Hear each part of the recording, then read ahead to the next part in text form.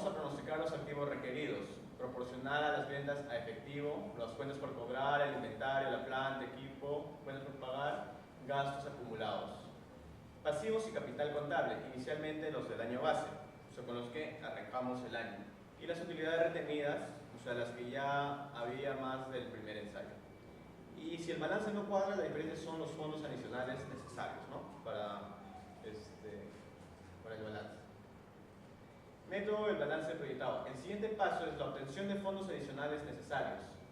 Primero vamos a definir fuentes de fondos según la política de la estructura del capital, las condiciones de mercado e impacto en liquidez. Y vamos a modificar el primer balance inyectando fondos del balance del segundo ensayo, que incluye el recálculo y el impacto de intereses y dividendos. El paso 4 es la retroalimentaciones del financiamiento, que incluyen gasto adicional de intereses de nuevas deudas, el gasto adicional de dividendos, la rebaja, adición a utilidades, y se sigue iterando 5 veces aproximadamente hasta obtener las cifras finales. De ahí vamos a hacer el análisis del pronóstico. Si no satisface, vamos a cambiar elementos del pronóstico. Por ejemplo, reducir costos operativos en un porcentaje de ventas, ¿no?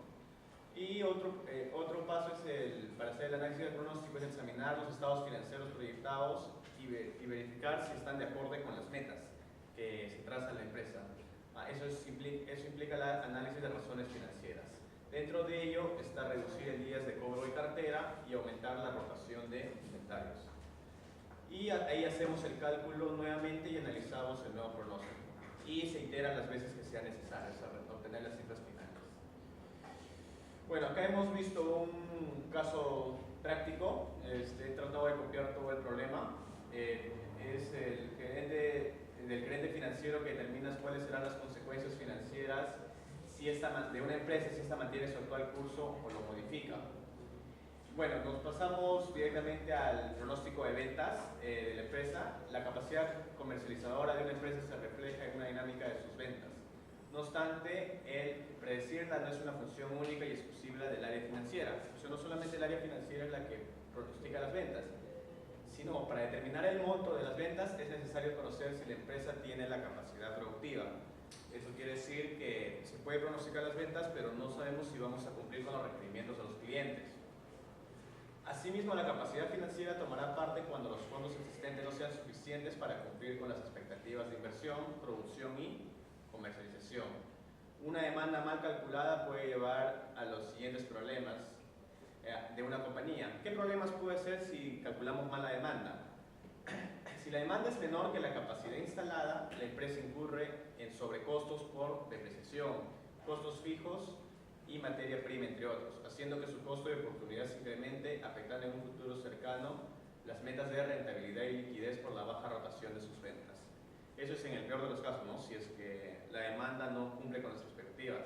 Y en el caso contrario, si la demanda es mayor a la capacidad instalada, es posible que los clientes queden insatisfechos y se desvíen la atención hacia la competencia, poniendo la competitividad lograda en el momento en peligro, ¿no? Corre el riesgo.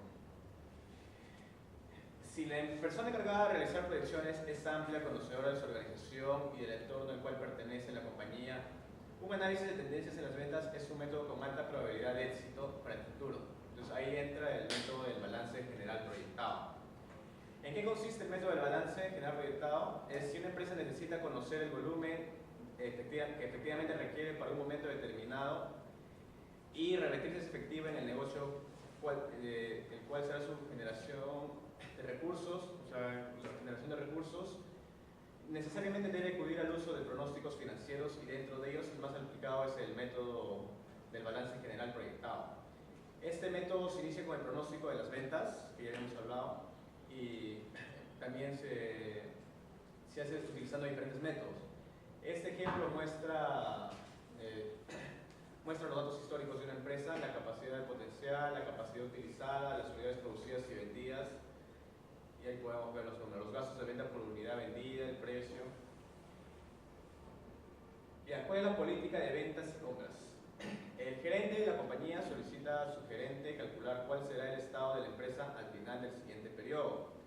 si el negocio llega a utilizar el 100% de su capacidad instalada. Bueno, casi nunca se llega al 100%, ¿no? Sin necesidad de originar un incremento en los precios. Asimismo, se precisa que por el valor de la compra de materiales se debe pagar un 5% de financiación sobre el 20% total de materiales comprados. Bueno, ese es el problema que estamos presentando. Ahí vemos el estado de resultados de la empresa del periodo anterior. Entonces, ahí están las ventas, la utilidad operacional, la utilidad antes de impuestos y la utilidad neta, ¿no? Acá se desvía el cuadro.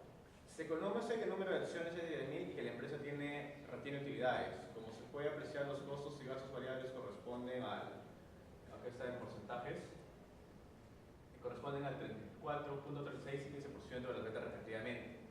Este es el margen de contribución, que viene a ser igual al 50.64% de las ventas, y las directivas de la compañía piensan que ese porcentaje es ideal. El gerente ya sabe de antemano que los costos y los gastos variables conllevan a un aumento en proporción si es que se incrementan las ventas, ¿no? Acá tenemos, estos son los resultados elaborados, no se puede observar bien. Y ahí. Y con eso se elaboran las políticas de financiación. Y el gerente determina el estado de resultados teniendo en cuenta las deudas con terceros, que no tendrán abonos o amortizaciones, diferentes variables, ¿no? Y acá y con eso se obtiene el estado de presupuesto proyectado. De ahí sigue el proceso de análisis. ¿Cuál es el proceso de análisis? Se puede observar las ventas se incrementan en un 42.86%, producto de un incremento de la producción también aumenta en el mismo porcentaje. Los costos y los gastos variables sufren también ese incremento, es proporcional, con lo que demuestra un incremento en las ventas originando por un incremento en producción, conlleva el mismo incremento proporcional en los costos y los gastos fijos. Y los costos y los gastos fijos no sufren variación alguna, ¿no? Debido a eso. Y eso fue lo que le pidió inicialmente el gerente, que no se varíe los gastos en los costos fijos. Esta es la elaboración del balance general proyectado. El balance general, tomamos el año base y acá se coloca el año base y ahí se ve, ¿no?, la caja, las horas por cobrar y todo eso, ¿no? La maquinaria, edificios son los gastos indirectos, los costos fijos, ¿no? Y acá está el total de los costos fijos netos, ¿no? De ahí también se ve las obligaciones, los pagos que vamos a hacer. Vemos el total de pasivos con la suma de todas las obligaciones, pagos, impuestos, ¿no? Y acá tenemos la utilidad del ejercicio. Con eso nos da la utilidad del ejercicio y al final, aumentando la utilidad, el capital común, se obtiene el capital contable, el patrimonio y el pasivo. ¿Y qué observaciones debemos tener en cuenta al momento de realizarlo? Para llevar el balance proyectario es necesario tener en cuenta los saldos de efectivo y cuentas por cobrar, que tienen un incremento igual al de ventas, ¿no? O sea, también es en proporción, las cuentas por cobrar y los saldos de efectivo, pues dependen directamente de ellas. Acá se ve, ¿no?, el saldo anterior más la depreciación del ejercicio y nos da el nuevo saldo. Respecto al pasivo corriente, la financiación automática de la compañía, o sea, los proveedores y pasivos laborales también crecerán en un porcentaje, que es el que mencionamos, 42.86%. Pues directamente, esos dependen de la producción. Y acá también nos queda, ¿no?, el saldo anterior, como acá, más impuestos del periodo, menos impuestos del periodo anterior, y nos da el nuevo saldo. Los impuestos del periodo son tomados de la provisión calculada en el estado de resultados. Acá lo podemos ver. Acá nuevamente tenemos el balance general y las demás obligaciones son entidades financieras y se encuentran tanto en el pasivo corriente y en el pasivo a largo plazo. No sufrirá variación alguna ya que se optó como política realizar abonos de capital. Estos son los balances histórico y proyectado elaborados en base a una política definida. Acá está el año base de cualquier año que podríamos hacer, digamos, este año, y este sería el proyectado, digamos, para el próximo año. ¿Y cómo interpretaríamos el balance proyectado? Cuando se completa el balance general pro forma, el total de los activos, el total de los pasivos y el patrimonio rara vez cuadran, ¿no? Siempre existen problemas para cuadrar los mencionados. La diferencia entre la inversión y la financiación se origina cuando se proyecta muy poco o demasiada financiación para el volumen de crecimiento de los activos esperados. Si la diferencia es a favor de la inversión, querrá decir que existían necesidad de fondos adicionales por su parte cuando la diferencia es a favor, es en contra de la implementación. Las proyecciones se mostrarán un exceso de financiamiento, ¿no? Según los resultados obtenidos, existe una diferencia entre activos y financiación. Es la diferencia de, acá está el monto, a favor de los pasivos más patrimonio. Refleja las bondades del pronóstico de cumplirse todo lo que está proyectado en lo que estaba dispuesto, ¿no? De repente. Como se pudo apreciar, este método permite percibir banderas rojas o puntos favorables en las políticas formuladas. Será entonces tarea fundamental del gerente financiero entrar a recomendar la continuidad de los planes o contrario hacer un cambio, ¿no? Para, en las políticas quizá o en cambios si es que no se ha cumplido con las metas que se ha querido. Ya, eso sería todo.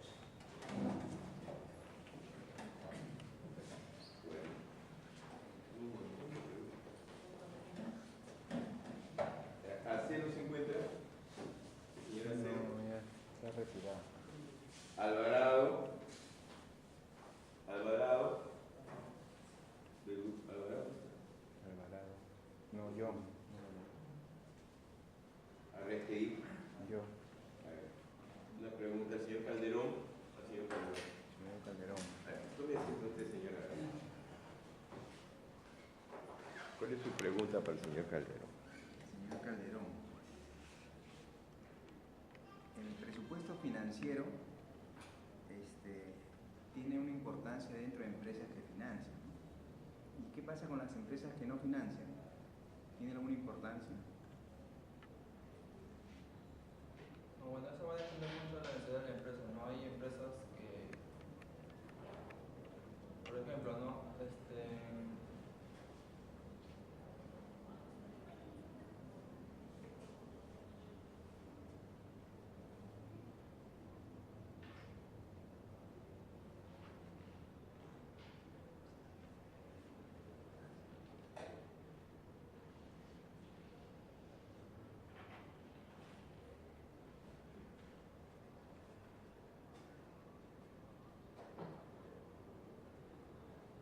Bueno, eso más que nada va a depender de la empresa, ¿no? Ahí ya es más que nada es estratégico.